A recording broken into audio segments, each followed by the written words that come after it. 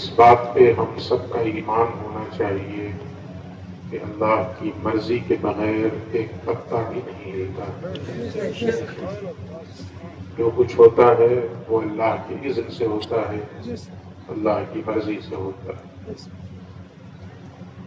قرآن کی آیت ہے ما اصاب من مصیبت فی الارض ولا فی انفسکم الا فی کتاب من قبل ان نبرأها ان ذلك على اللہ یسیر لکی لا تأسوا على ما فاتکم ولا تفرحوا بما آتاکم ان اللہ لا يحب كل مختال فخور. کیا مطلب ہوا اس کا؟ اللہ کہتا ہے کہ جو مصیبتیں پہنچ رہی ہیں زمین میں یا تمہاری جانوں میں، زمین میں سے مراد ارد گرد کے حالات خراب ہو جائیں، آس پاس کی سچویشن یکسر بدل جائے، اور تمہاری جانوں میں یعنی بیمار پڑ جاؤ، کوئی حادثہ ہو جائے، چوٹ لگ جائے. ان دونوں مصیبتوں کے بارے میں اللہ فرماتا ہے کہ اچانک نہیں آئی ہے. الا فی کتاب من قبل ان نبرأها. تمہیں دیکھنے میں ایسا لگ رہا ہے کہ اچانک آ گئی، لیکن حقیقت یہ ہے کہ اللہ رب العزت کے یہاں ایک کتاب تقدیر ہے جس میں یہ ساری چیزیں پہلے سے لکھی ہوئی ہیں. اچھا، اگر اس بات پر ایمان ہو جائے تو کیا ہوگا؟ اگر اس بات پر ایمان ہو جائے، دل ٹھک جائے تو کیا ہوگا؟ اگلی ہے لِكَيْ لَا تَأْسَوْا عَلَى مَا فَاتَكُمْ. اللہ اسی لیے بتا رہا ہے تمہیں یہ باتیں تاکہ جو چیز چلی گئی اس پہ رنج و ملال نہ ہو. وَلَا تَفْرَحُوا بِمَا آتَاكُمْ. اور جو چیز ملنے والی ہے اس کی خوشی میں فرعون نہ بن جاؤ، متکبر نہ بن جاؤ. دونوں چیزیں نہیں ہونی چاہیے. جو چیز چلی گئی تو ایسا نہ ہو کہ ہائے توبہ مچاؤ اور اللہ ہی سے شکوہ کرنے لگ جاؤ، یہ بھی نہیں ہونا چاہیے. اور اگر کوئی نعمت ملے تو بالکل اپنے آپ کو فرعون اور قارون اور نمرود سمجھنے لگ جاؤ، یہ بھی نہیں ہونا چاہیے. ایمان اس پہ رکھو کہ جو چیز چلی گئی وہ تو جانی ہی تھی، اور جو چیز آئی ہے وہ آنی ہی تھی. ایک حدیث میں اللہ کے نبی فرماتے ہیں، حضرت عبداللہ ابن عباس کو، بھائی ہیں حضور کے، حضرت عبداللہ ابن عباس، کیونکہ حضرت عباس چچا ہیں تو ظاہر ہے ان کے بیٹے کون ہوئے؟ بھائی ہوئے، لیکن عمر میں بہت چھوٹے تھے. تو آپ نے ایک موقع پر ارشاد فرمایا یا غلام انی اعلمک بکلمات. اے میرے بچے، اے میرے عزیز، اے میرے پیارے، میرے پاس آؤ، میں تمہیں کچھ قیمتی باتیں بتاتا ہوں، میں تمہیں قیمتی باتیں سکھاتا ہوں. وہ قیمتی باتیں کیا سکھائیں رسول اللہ نے؟ احفظ اللہ یحفظک. تم اللہ کی حفاظت کرو، اللہ تمہاری حفاظت کرے. سبحان اللہ.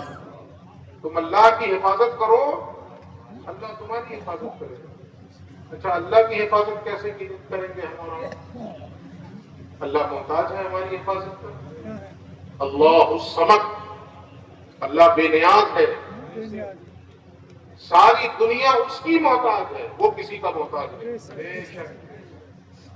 تو پھر حضور نے کیوں کہا کہ تم اللہ کی حفاظت کرو؟ اللہ کی حفاظت کرنے کا مطلب یہ ہے کہ اللہ نے جو دین اور جو شریعت ہمیں عطا کی ہے اس دین اور اس شریعت کی حفاظت کرو. اس شریعت کا ایک دائرہ ہے. جیسے آپ بکرا پالتے ہیں، بکری پالتے ہیں، اس کی گلے میں ایک رسی باندھ دیتے ہیں. اب رسی باندھنے کا مطلب کیا ہوا؟ نہ تو میسج دینا اسے، اس جانور کو، نہ تو تم مکمل قید میں ہو نہ مکمل آزاد ہو.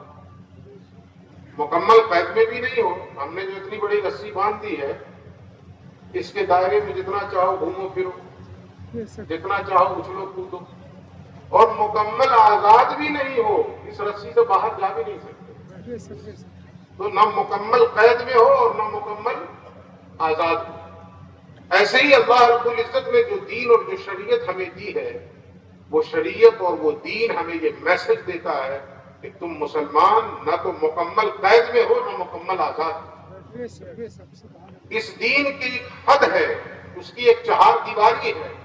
اس چہار دیواری کے اندر جتنا چاہو گھومو پھرو، کھاؤ پیو، عیش کرو. اس کو قرآن نے ایک مقام پہ کہا کلوا واشربوا ولا تسرفوا، کھاؤ پیو بس اسراف نہ کرنا، زیادتی نہ کرنا. تو دین کا ایک دائرہ ہے، اس کی ایک حد بندی ہے، اس کے اندر رہنا ہے، اس حد کو پھلانگنے کی کوشش نہیں کرنی. یہ ہے دین کی حفاظت. تو پیغمبر کے فرمانے کا مطلب کیا ہوا؟ تم اللہ کی حفاظت کرو، مطلب اللہ کے دین کی حفاظت کرو. اللہ رب العزت انعام کیا عطا کرے گا؟ اللہ تمہاری حفاظت فرمائے گا. اور اس کا الٹ مفہوم کیا نکلا؟ اگر تم نے اللہ کے دین کی حفاظت سے اپنا رشتہ توڑا، مطلب اللہ کے دین کی جو رسی تھی اس کو توڑ بیٹھے، اللہ کے دین کی جو حد تھی، جو باؤنڈری تھی، اس کو پھلانگ گئے. نہیں پھلانگتے تو اللہ تمہاری حفاظت کرتا، پھلانگ گئے تو اللہ نے اپنی حفاظت اٹھا لی. اور جب اللہ حفاظت اٹھا لے تو پھر کیا ہوگا؟ ہر دو کوڑی کے انسان کے قدموں کی ہم ٹھوکر بن جائیں، اس لیے کہ اللہ نے حفاظت اٹھا لی. اور اگر اللہ حفاظت فرمائے گا تو دنیا کی کوئی طاقت ہمیں ذلیل کر سکتی ہے، رسوا کر سکتی ہے. قرآن کی آیت ہے ینصرکم اللہ فلا غالب لکم، اگر اللہ تمہاری مدد کرے تو دنیا کی کوئی طاقت تم پر غالب نہیں آ سکتی. وَإِن يَخْذُلْكُمْ فَمَنْ ذَا الَّذِي يَنصُرُكُم مِّن بَعْدِهِ، اور اگر اللہ ہی تمہیں ذلیل کر دے تو پھر ہے کون جو اس کے بعد تمہاری مدد کرے؟ تو بتانے کا مقصد کیا ہوا کہ جو کچھ ہو رہا ہے وہ اللہ کی مرضی سے ہو رہا ہے. اگر اس بات پر ایمان ہوگا. ہاں وہ حدیث سنا رہا تھا، اس کا آخری ٹکڑا وہ تو رہ گیا جس کے لیے میں نے یہ حدیث سنایا. اس حدیث کا آخری ٹکڑا جس کو حضور حضرت عبداللہ ابن عباس کو سمجھا رہے ہیں، جس کا پہلا ٹکڑا کیا تھا؟ تم اللہ کی حفاظت کرو، اللہ تمہاری حفاظت کرے. اس کا آخری ٹکڑا کیا ہے؟ حضور فرماتے ہیں یہ پوری دنیا مل کر بھی تمہیں کوئی فائدہ پہنچانا چاہے نہیں پہنچا سکتی ہے مگر اتنا ہی جتنا اللہ نے تمہارے تقدیر میں لکھ دیا. اور پھر آگے فرماتے ہو یہ پوری دنیا مل کر تمہیں کوئی نقصان پہنچانا چاہے نہیں پہنچا سکتی ہے مگر اتنا ہی جتنا اللہ نے تمہاری تقدیر میں لکھ دیا. بات سمجھ میں آئی؟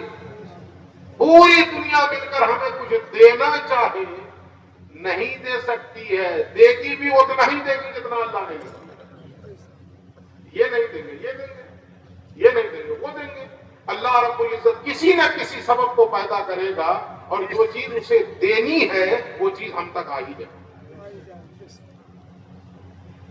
سبب کوئی نہ کوئی بنے گا. جو سبب بنے، مثال کے طور پہ یہ سبب بن گئے، اللہ کو مجھے کچھ دینا تھا، سبب یہ بنے، ان کے ہاتھوں سے اللہ نے مجھ تک پہنچایا، تو ان کو کیا ہونا چاہیے؟ مغرور بن جانا چاہیے اور میرے سامنے گردن اکڑانی چاہیے کہ میں نے دیا. نہیں، ہمیں تو ان کا بھی شکر ادا کرنا ہے، اللہ کا بھی شکر ادا کرنا ہے. انہیں بھی اللہ کا شکر ادا کرنا ہے کہ پروردگار جو چیز اسے تو نے دینی تھی مجھے ذریعہ بنایا، اگر تو چاہتا تو میرے علاوہ کسی اور کو ذریعہ بنا دے. یہ تو تیرا احسان ہے کہ تم نے مجھے ذریعہ بنایا. تو جو چیز اللہ کو دینی ہے وہ مل کے رہے. حضور نے فرمایا ساری دنیا مل کر تمہیں کوئی فائدہ پہنچانا چاہے نہیں پہنچا سکتی ہے مگر اتنا ہی جتنا اللہ نے لکھا ہے. اور ساری دنیا مل کر کوئی نقصان پہنچانا چاہے تو کتنا پہنچا لے گی؟ زیادہ سے زیادہ کوئی مار دے گا، کسی مار ہی دے گا نا. تو موت کا وقت تو پہلے سے بتائیے. وہ نہیں مارتا تو نہیں مرتے. یہ کس نے کہہ دیا؟ وہ نہیں مارتا تو نہیں مرتے. جس کو گولی نہیں لگتی وہ نہیں مرتا ہے، جس کو کوئی بیماری نہیں ہوتی ہے وہ نہیں مرتا ہے. بغیر بیماری کے بھی انسان مر جاتا ہے کہ نہیں مر جاتا؟ پتا کیا چلا؟ موت کا ایک وقت متعین ہے، وہ جب وقت آئے گا چاہے جو ذریعہ بن جائے، چاہے جو سبب بن جائے، اس انسان کو جانا۔ تو حضور نے فرمایا پوری دنیا مل کر تمہیں کوئی نقصان پہنچانا چاہے نہیں پہنچا سکتی ہے مگر اتنا ہی جتنا اللہ نے لکھ دیا۔ تو جب اس چیز پر ایمان ہوگا، اب قرآن کی آیت کے سنیے، لِكَيْ لَا تَأْسَوْا عَلَىٰ مَا فَاتَكُمْ، جو چیز چلی گئی اس پر رنج و ملال ہوگا، بیٹھ کے ہائے توبہ کریں گے؟ نہیں، چلی گئی تو چلی گئی، اللہ کی امانت تھی، اللہ نے لے لیا۔ ایک بزرگ تھے، اللہ والے تھے، درس دے رہے تھے، اللہ کا ذکر کر رہے تھے، کسی نے آگے خبر دی کہ حضور بیٹا انتقال کر گیا۔ کہا کیا کروں؟ انہوں نے جواب دیا کہ میں کیا کروں؟ جس کی چیز تھی اس نے اپنے پاس بلا لیا۔ اسی لیے ہم کسی کے انتقال کی خبر سنتے ہیں تو کیا پڑھتے ہیں؟ یہی پڑھتے ہیں نا، اِنَّا لِلَّهِ وَإِنَّا إِلَيْهِ رَاجِعُونَ۔ کیا مطلب اس کا؟ اس کا مطلب ہی یہی ہے کہ سر تسلیم خم کرو، شکوہ مت کرو۔ اس کلمے کا مطلب ہم نے نہیں سمجھا، یہ کلمہ تسلیم و رضا کا ایک پیغام ہے۔ اِنَّا لِلَّهِ، ہم اللہ ہی کے ہیں، وَإِنَّا إِلَيْهِ رَاجِعُونَ، اور ہم سب کو بھی اللہ ہی کی طرف پلٹ کر جانا۔ گیا کوئی اور، اب کہتے ہیں وَإِنَّا إِلَيْهِ رَاجِعُونَ، ہم اس کی طرف پلٹ کر جانے والے۔ گیا تو کوئی اور نا، تو ہم کو تو یہ کہنا چاہیے کہ سب اللہ ہی کے لیے ہیں اور سب کو اسی کی طرف جانا ہے، لیکن ہم کیا کہتے ہیں؟ نہیں، ہم اللہ کے لیے ہیں اور ہم سب کو اسی کی طرف پلٹ کر جانا ہے۔ مطلب کیا ہوا؟ یہ چلا گیا تو کیا ہوا؟ مجھے بھی جانا ہے، میں بھی تیار رہوں اس بات کے لیے۔ یہ وہ چیز ہے جو انسان کو اللہ کے فیصلے پر اور اللہ کی مرضی پہ راضی رہنا